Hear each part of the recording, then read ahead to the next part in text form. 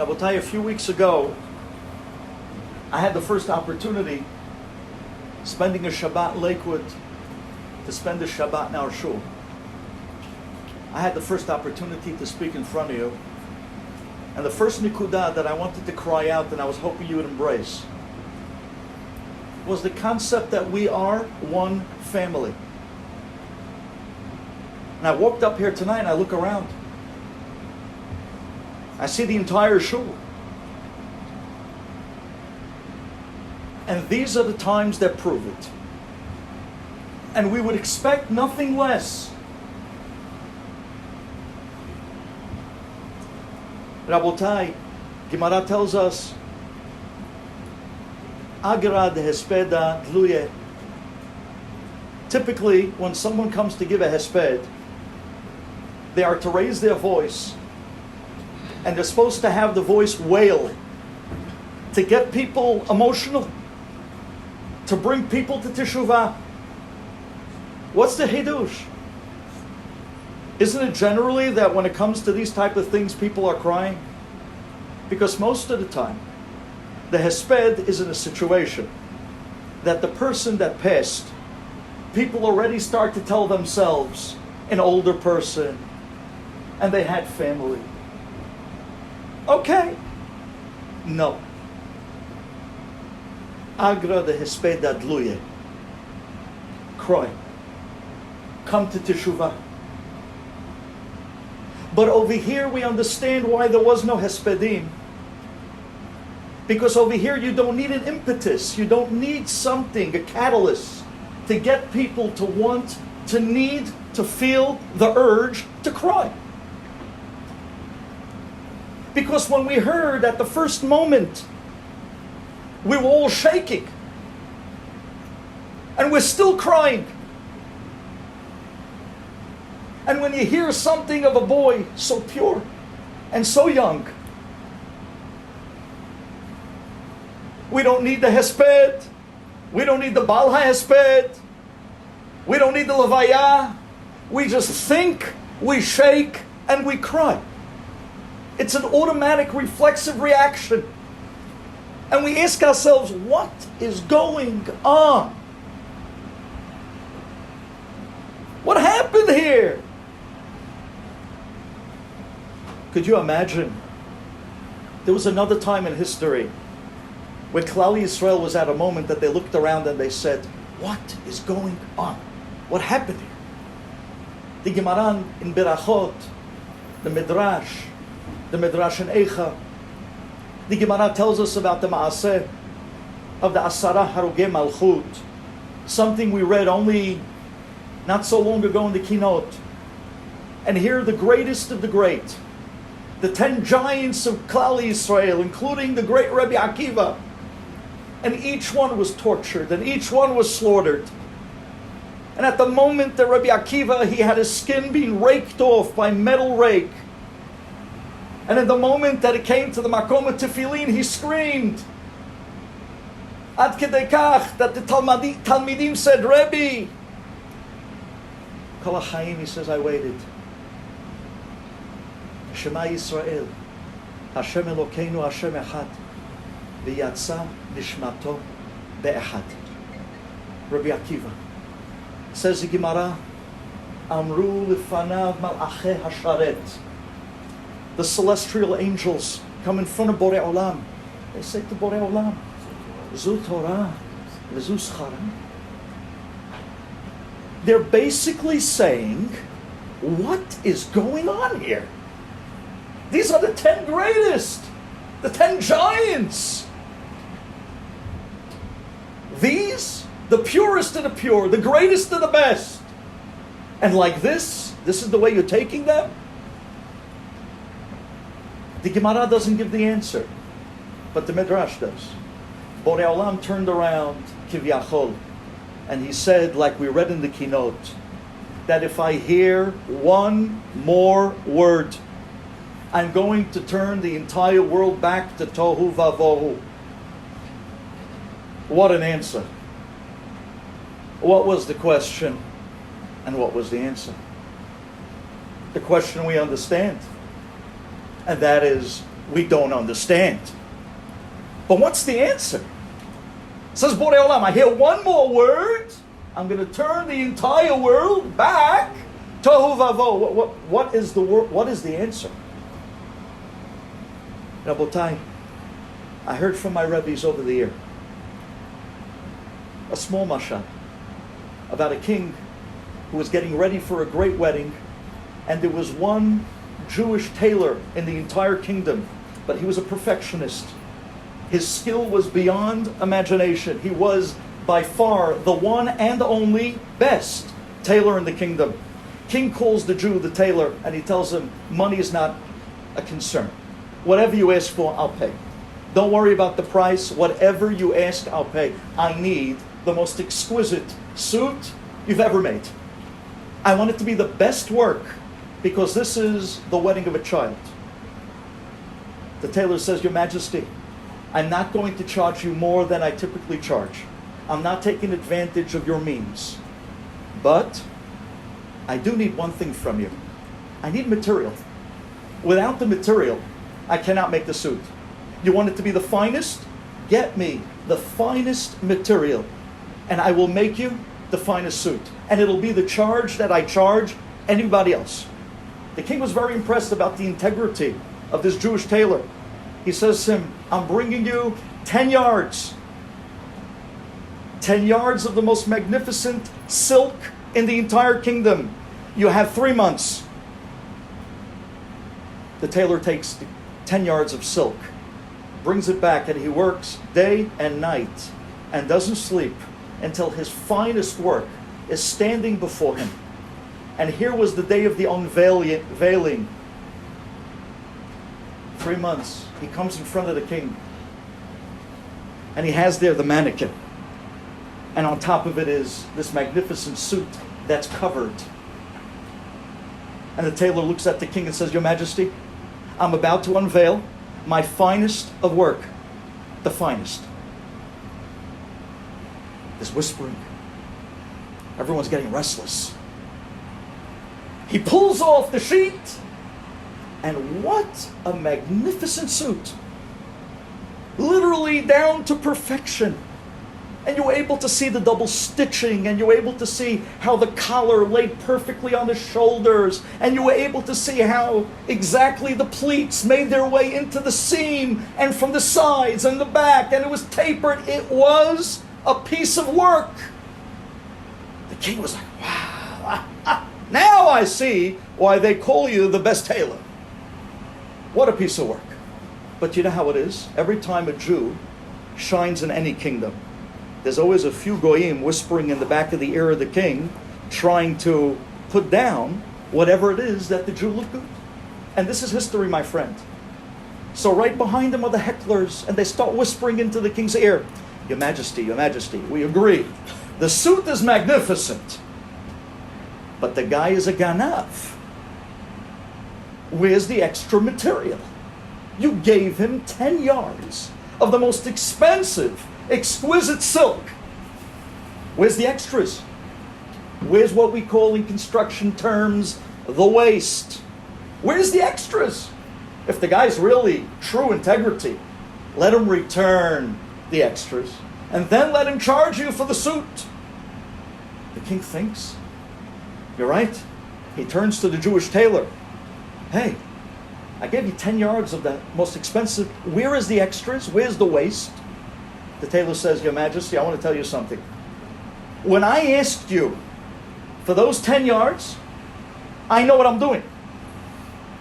There's every inch of those 10 yards inside that suit without a drop of waste. What? It's impossible. Do you know what 10 yards? 10 yards is huge. One little suit, you put all 10 yards, you don't even have a string left of waste. This is not even a string. It's all in there. It's all in there. Every last inch is in that suit. It's impossible. And of course, the heckler's whispering into his ear, Your Majesty, we told you, the guy's a ganav. These Jews, you can't trust them. He's trying to take you for a ride. And the king is getting angry. He's getting angry. Till finally the king in rage He says, I would have paid you any price you wanted. You're nickel and diming me. You don't want to give me back the waist. He said, Your Majesty, I give you my word. There is no waist. It's all in the suit. He says, you're a liar. The tailor says, okay, I see where this is going. If that's the case, I have no choice. He pulls out the scissors. And he says, Your Majesty, I don't want to do this. You're going to push me to do something I don't want to do. But this is the only way I can prove to you that what I'm telling you is emet. Please don't make me do it. He says, do it! He takes his masterpiece of months of work, day and night, and he begins to cut open the suit, the lapels, the sleeves, right down to the double stitching, making his way down to the pants, unfolding the double stitching, unfolding the hem, unfolding the arms, the collars, the legs, and little by little he's folding and unfolding every stitch and every piece of material and placing them together in a little puzzle, mapping out the original 10 yards of silk. And after he undid the entire suit, inch for inch and roll for roll, he puts out on the floor in front of the king the entire perfect 10 yards of silk without missing an inch. And he says, Your Majesty, there it is. Now you see it. Now, I had to do the unthinkable, but now you understand. Now you get it. Says Borei Olam, Malachei HaSharet comes to Hashem and says, Borei Olam, what are you doing? These are the Asara Harugei Malchut. These are the greatest rabbis of all generations. You're murdering them. You're torturing them. Zo Torah v'zo schara. You know what Hashem says? You're asking me to make sense out of this? What? Because you saw one frame? If you want me to make sense out of this, I got to pull out the scissors. I got to be able to go back and turn the entire world back to Tohu Vavohu and undo the entire suit from beginning to end and start from the very first thread in the beginning to be able to explain to you this moment. That's the answer. The answer is we don't understand. We can't understand. But we know this, that this boy, Chaim ben Hefzi, he did what Duvi ben Shushan couldn't do. I'm 47 years old and I'm still working on my tikkun. But he was able to finish his in 13 months. He finished his tikkun. We don't understand, but right now, he's mushlam. Didn't you hear Rav Lasri? He lost a very young son. Rav Lasri, Tazocher Rabbi Duvi, Azaya, Maaseh. Whole Israel was talking about this story. He lost a very young son. Rav Lasri gets up by the Hesped and he says, you know the Ramban, he lost a young Talmid. The Ramban. After the Talmid passed away, he was hoping after the Shiv'ah that the Talmid would come back and tell him the reason why Borei Olam took him at such a young age. And the Ramban waited. And after the Shiv'ah and after the Shloshim, and he didn't come.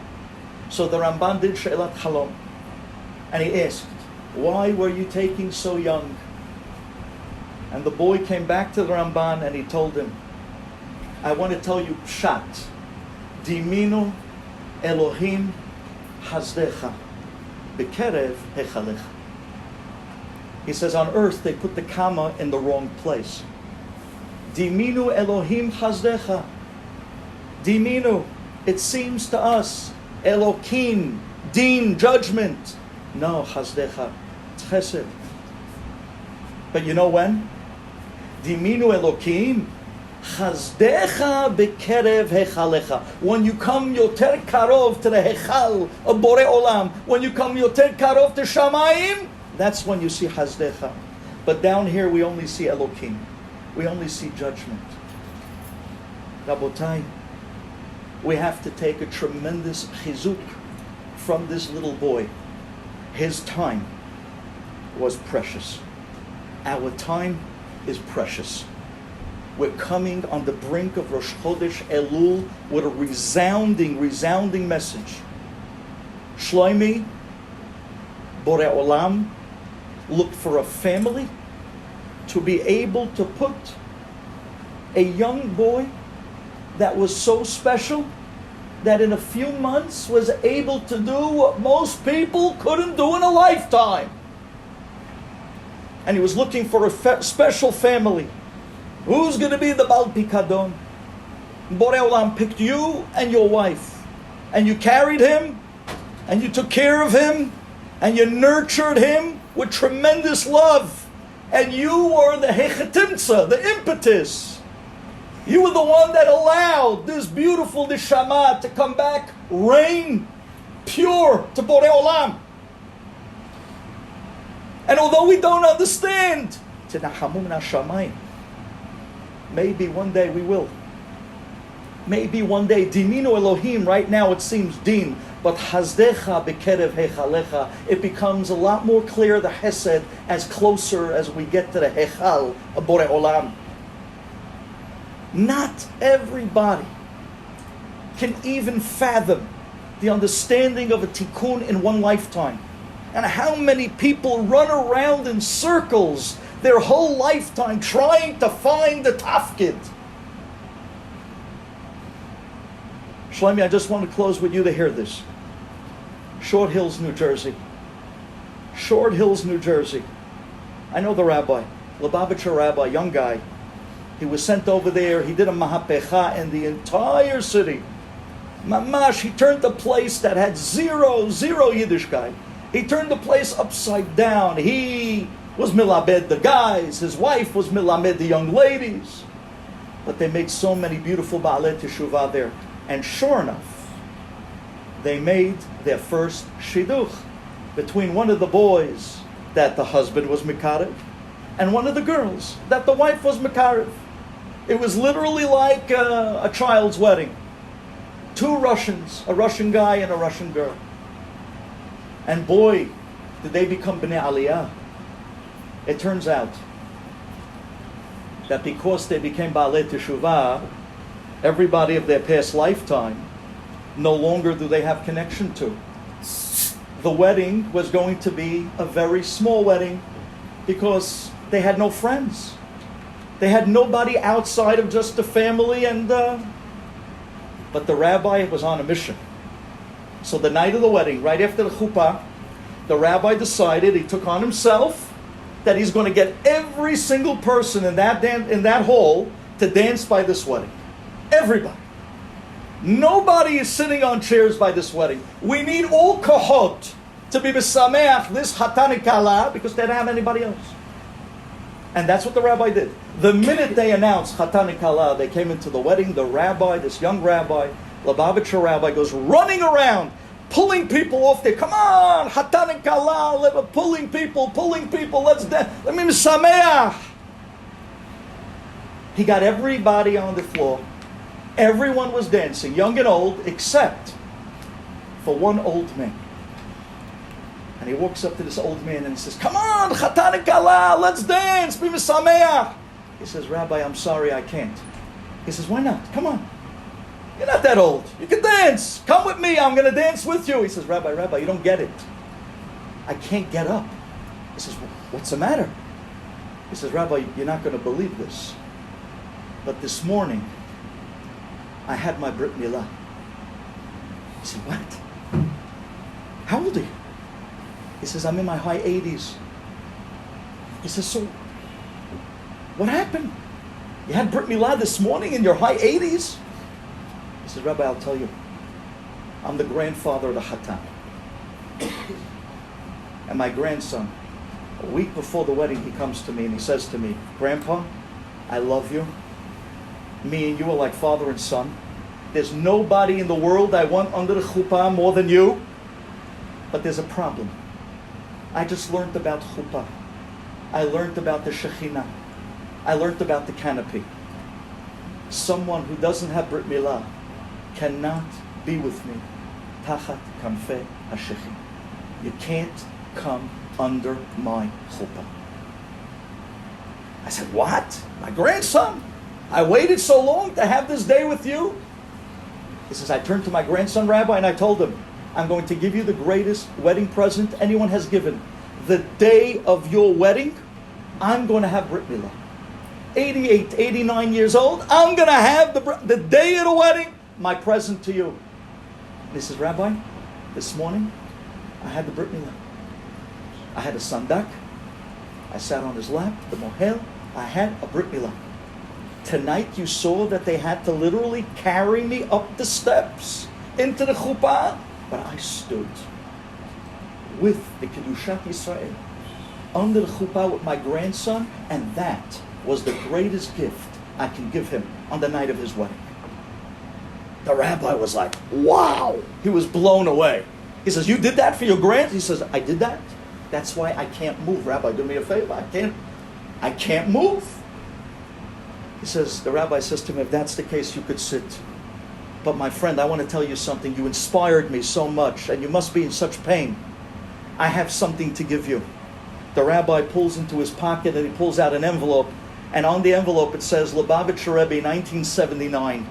And he rips open the envelope and he pulls out a dollar bill, and he turns to the old man and he says to him, in 79, when I was by the Rebbe, there was a Farbrengen, and when they used to go around, when the Rebbe handed me this dollar, he said it should be Refuah Shlema.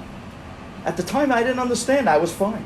But I took it and I always put it inside, thinking one day I'll give it to somebody who needs a Refuah Shlema. I haven't met yet somebody who's in more of need than you. And if that's the case, my friend, you need this. Take this dollar from the Lubavitcher Rebbe, Refuah Shlema. The old man takes the dollar, his hand starts shaking. He looks down at the dollar bill, and the guy bawls, crying. He starts crying his heart. The rabbi said, did I offend you? Why are you crying hysterically? He says, no, Rabbi, you don't know what this means to me. You don't know what this means to me. He says, what? He says, Rabbi, over 50 years ago, I came from the USSR. And the night I landed, I came to my brother-in-law in Crown Heights. And my brother-in-law told me, you know, the great rabbi is giving a Farbrengen tonight. He took me to the Lubavitcher Rebbe the night I landed. And right after the Farbrengen, we got online with everybody else because he was giving out dollars. And when it came my turn, the Rebbe smiled. He put his hand out with a dollar. I was about to take the dollar. The Rebbe looks up at me and pulls the dollar back. And he asks me in Russian, do you have Brit Milah? And I said, no. The Rebbe looked at me and smiled. He took my hand, he put the dollar in, he rubbed my hand. And he says, here, I'm giving you a dollar bill today, and the day that you make Brit Milah, I will give you another dollar bill.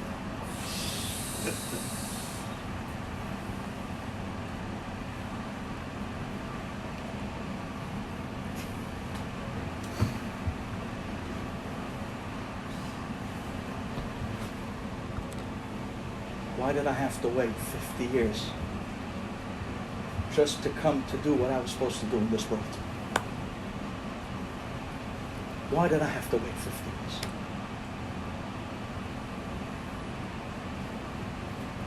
This boy did what most couldn't do. Neshama, special beyond. Came back to the Borei Olam pure. Tikkun in 13 months. Shlomi and his wife. Hashem should be mizakeh you.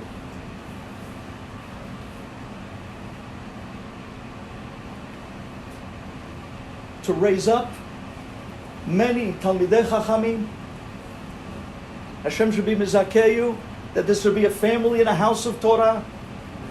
Hashem should continue to give you nishamot. that will continue to light up Klal Yisrael, special nishamot, so that we can remember Chaim and we can take the lesson that time is so precious. Israel.